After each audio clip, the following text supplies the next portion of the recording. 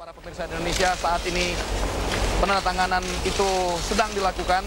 Tampaknya ada beberapa rangkap nota kesepahaman yang akan ditandatangani. Ya, dari gambar close up yang kami lihat di depan monitor di depan saya ini terlihat jelas bahwa penandatanganan ini disambut dengan wajah yang cukup antusias dari kedua delegasi, baik dari Indonesia maupun dari Gerakan Aceh Merdeka.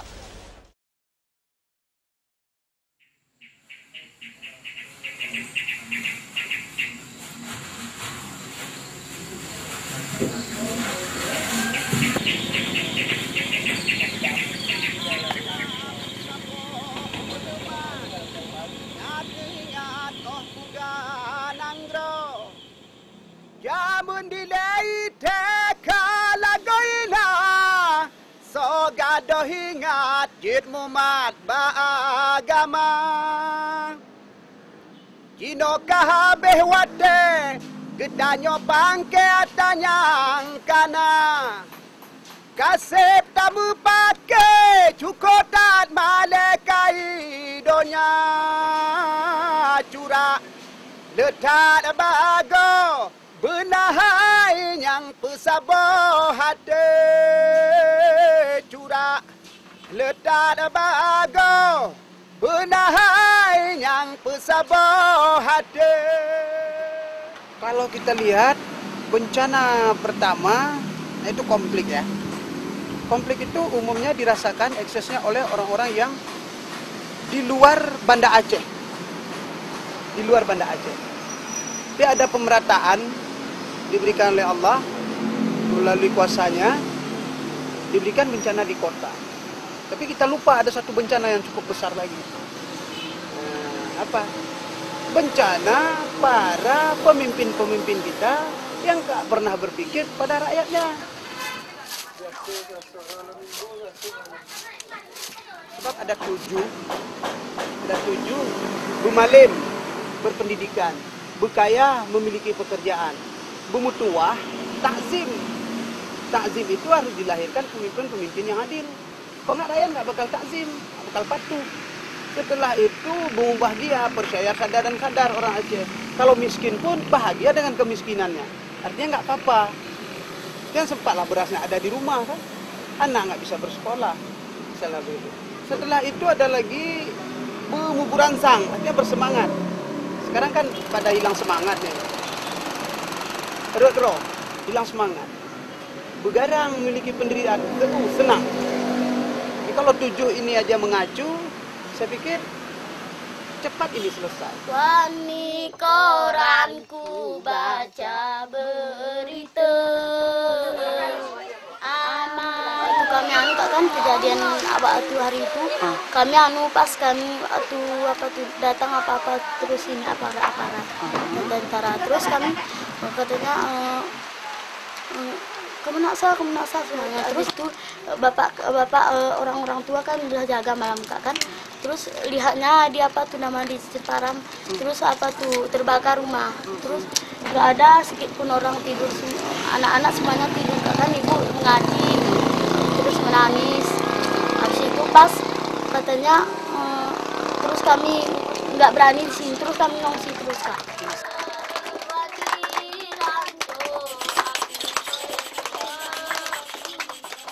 Semua orang tahu kalau di Aceh ini syarat dengan konfliknya, syarat dengan pertentangannya. Tapi walaupun demikian, walaupun di jalan kadang-kadang kalau kita ingin sekolah, lagi ada suara tembakan itu kita harus berhenti sebentar. Dan kalau ada isu pun, misalnya besok mau ada kontak senjata, tapi kita terpaksa harus diam di rumah, biar kita tidak ingin terjadi sesuatu pada kita.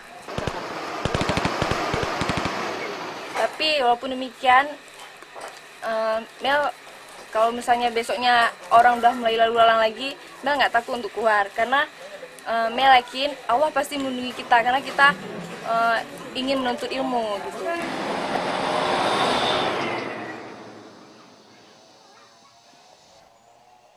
Kami ini orang tani semua. Sebelum tsunami kami bertani. Ya, memang sawah kami sudah datang tsunami hancur semua. Ya. Jadi sesudah tsunami, sebulan sesudah tsunami saya garap balik, saya bikin balik tanam padi. Memang padinya bagus. Tak usah banyak dikasih pupuk, sikit saja dikasih pupuk sudah memadai.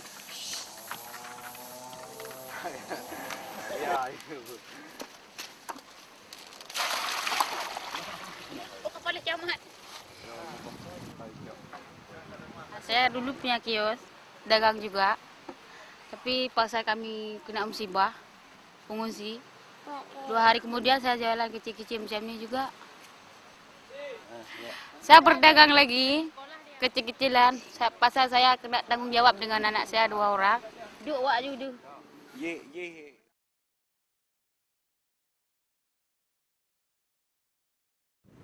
Pertama kami di situ masih duduk-duduk, masih pikiran masih belum pas gitu kan. Jadi lama-lama kami pikir ini nggak mungkin kita selamanya seperti ini. Nggak mungkin kita tuh selalu meminta dengan orang, selalu jadi ibarat kita jadi pengemis kan. Nah, makanya itulah kami cari nyelam tiap hari, nyelam kadang-kadang nyelam di laut dapat besi-besi. Itulah uang makan kami di sini.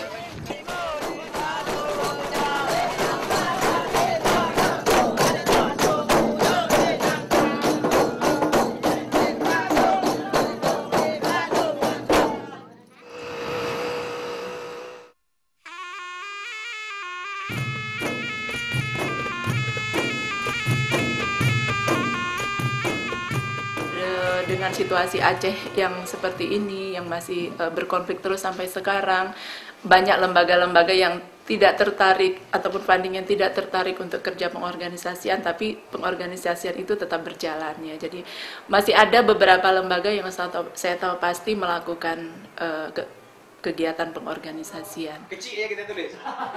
Iya, saya pikir mungkin di tingkat NGO sendiri yang melakukan pengorganisasian itu koordinasi, jadi koordinasi, kemudian sinergisasinya itu harus lebih ditingkatkan. Saya melihatnya seperti itu. Nah, kemudian juga misalnya harus lebih memperkuat diri, jadi tidak gampang untuk terpengaruh atau beralih isu, beralih masa seperti tadi, dan meninggalkan kerja-kerja pengorganisasian. Jadi di situ Selawat Inang Aceh coba untuk merekrut anggota-anggota yang kena imbas dari konflik. Jadi mendirikan satu yayasan penampungan anak-anak putus sekolah dari keluarga konflik dan keluarga prasejahtera. Jadi mereka kami ajarin bordir, kami ajarin menjahit, kami ajarin merajut. Nah, dari situ kami setelah mereka 6 bulan kami ajarin, mereka terampil, kami kembalikan mereka ke desa. Di situ mereka membuat kelompok dalam binaan kami. Setelah itu kami kasih modal usaha, kami kasih mesin dengan cara perincian potong sedikit demi sedikit hingga mesin itu lunas untuk kelompok mereka. Sudah ada 11 kelompok dampingan. Itu ada kelompok perempuannya, ada kelompok petani, juga kelompok nelayan. Kemudian pendampingan yang kita lakukan itu adalah saling keterikatan dengan masyarakat. Masyarakat butuh kita untuk pengetahuan dan kita butuh mereka untuk bisa mengorganisir agar lebih mampu dalam mengorganisir diri dan punya daya tawar dengan pemerintah.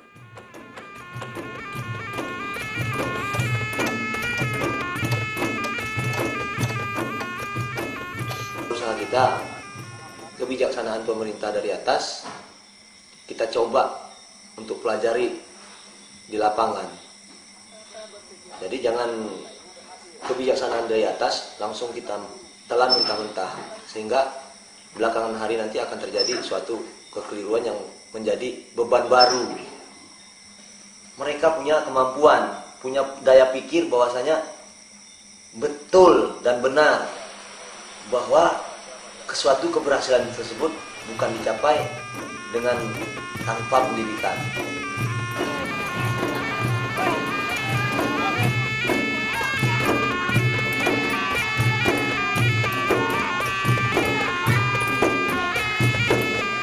Pendidikan di Aceh semakin buruk dengan terjadinya konflik politik yang berkepanjangan.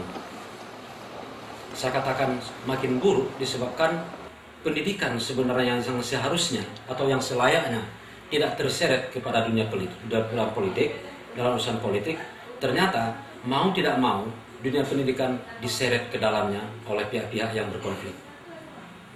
Buktinya adalah hancurnya sarana-sarana pendidikan di Aceh selama konflik, di mana adanya tindakan-tindakan kekerasan terhadap pendidikan berupa penghancuran dalam arti pembakaran fasilitas-fasilitas sekolah. Lain lagi apa yang terjadi pembunuhan terhadap guru.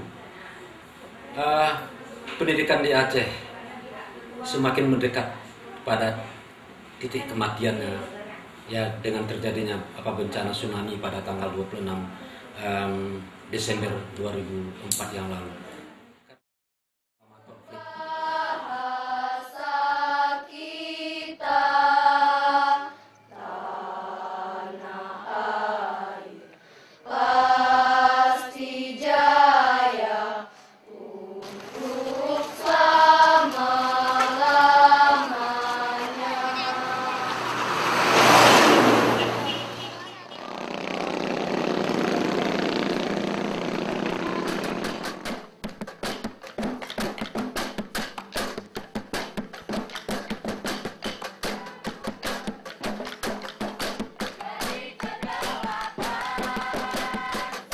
Menyikapi problema Aceh yang begitu banyak masalah, saya pikir tidak kemudian menyebabkan orang Aceh ini putus asa, tidak menyebabkan orang Aceh kemudian apatis.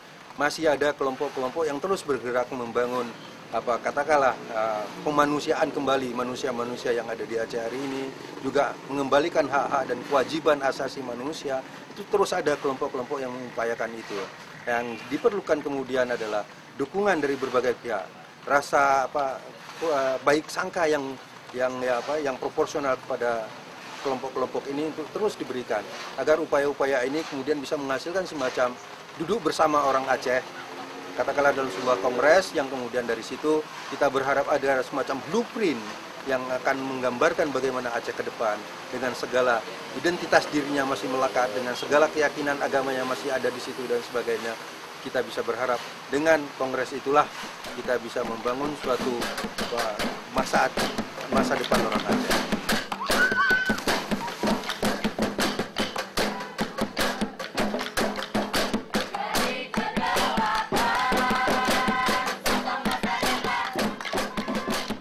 Keadaan Aceh sekarang ya, apa yang tentang syariat, misalnya tentang syariat Islam, saya melihat masih belum begitu dimulai dengan pendidikan yang benar, karena Islam ini melingkupi 3 hal. Yang pertama akidah, syariat, dan akhlak. Kalau saya ibaratkan bahwa akidah merupakan tanah, syariat merupakan tanaman, dan akhlak merupakan pagar.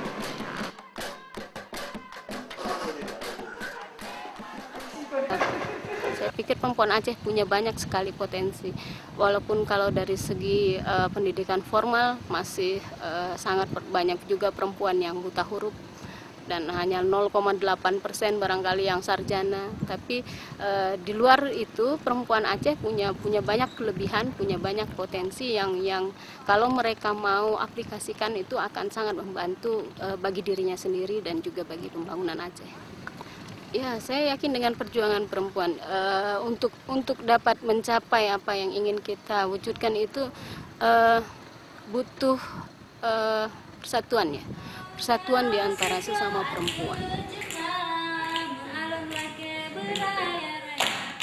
Ya, kalau kita lihat metode perdamaian yang ada dalam agama dan metode perdamaian yang ada di dalam akar budaya masyarakat Aceh bukan metode perdamaian yang dibuat oleh pemerintah sekarang ini. Jadi metode perdamaian itu ada kalau dalam agama itu kita ingin melihat dulu masalahnya apa yang dituntutin oleh si A. Dan masalahnya apa yang mesti dipelihara oleh si B. Ya kan ini permasalahan ini dulu. Nah, jadi kalau sekarang ini kita lihat tidak mengikutkan adalah akar budaya Aceh dalam perihal mencari jalan kedamaian ini. Atas arahan yang nanti, maka kami usulkan awal 1,6 miliar. Sementara ini mampu kita lakukan adalah mendorong eksekutif untuk mempercepat disahkannya APBD. Itu yang jelas-jelas sebagai ruhnya dalam perjalanan pemerintahan ke depan nanti, yaitu ada di APBD itu sendiri, ya, apakah kuat keberpihakannya terhadap rakyat atau tidak.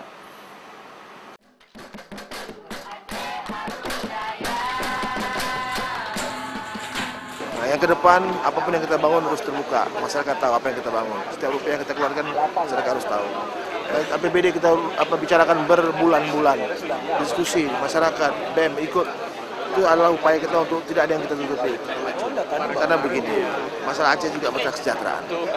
Jadi security approach satu hal, tapi prosperity adalah hal yang lebih penting lagi.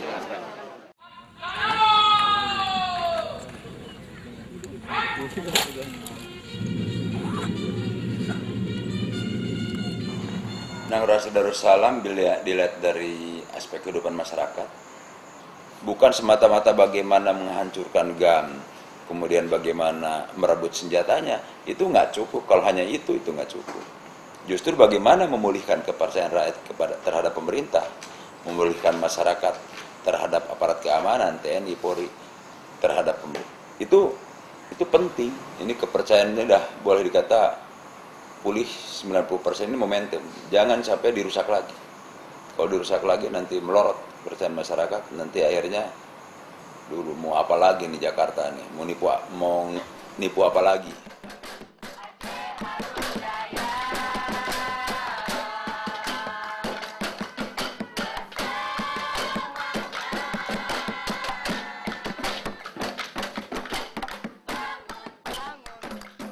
Kehadiran TNI dan Polri disetujui untuk tetap dipertahankan. Pertama-tama untuk menjamin rasa aman saudara-saudara kita di Aceh.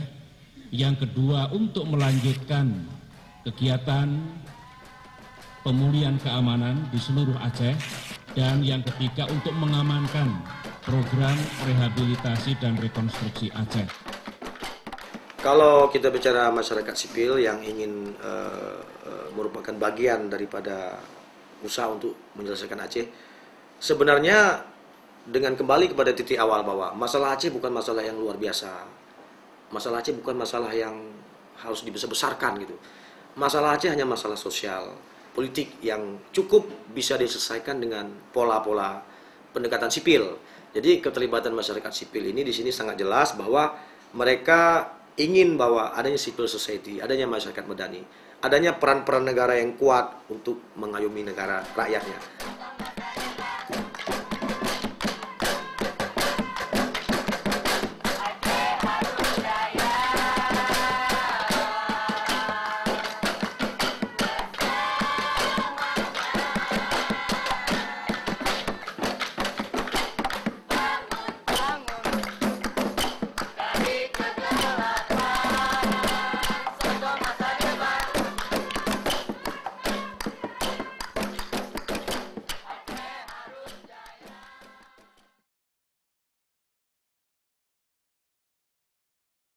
Perundingan itu biarkan saja, ya, biarkan saja misalnya mereka melakukan perundingan.